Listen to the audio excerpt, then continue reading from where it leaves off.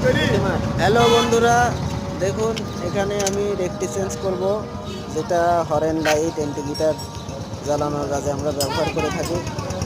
এই রেকটি আমি খুলতেছি।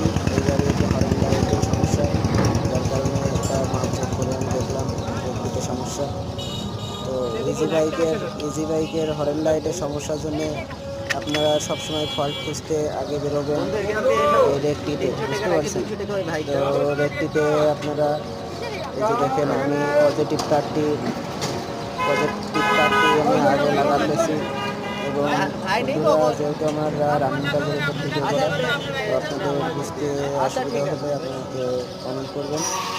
তো যেহেতু বন্ধুরা এখানে দেখেন লাল তারটি আমি লাগিয়ে ফেলেছি, এটা ফেজ 60 ভোল্টের ফেজ। আপনি একটি 60 ভোল্ট এবং 48 ভোল্টের ব্যবহার করতে পারবেন। যে কোনো এমনি লোকাল বা এমনি যে কোনো ইলেকট্রিক দোকান থেকে আপনারা এটা ক্রয় করতে পারবেন। তো এটা দেখুন বন্ধুরা, এখন আমি নেগেটিভ তারটিও জয়েন করে দিলাম। তো এখানে দেখুন ইয়েলো তার, এটা দিয়ে আমাদের 12 ভোল্ট পজিটিভ বের হয়। ইয়েলো তারে আমাদের 12 ভোল্ট পজিটিভ বের হয়, যার মাধ্যমে একটি হরেন, একটি বাল্ব, একটি এলইডি, আরও অন্য কিছু বক্স ইত্যাদি চালাতে পারে।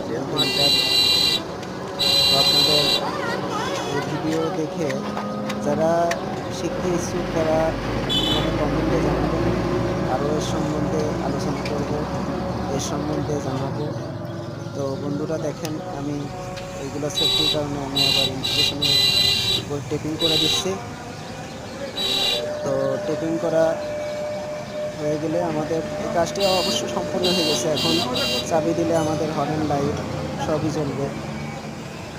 তো বন্ধুরা, যেহেতু কাজ আমার রানিংয়ের উপর করা লাগে, সেই হিসেবে তো আমাদের কাজগুলো খুবই তাড়াহুড়োর উপর করা লাগে।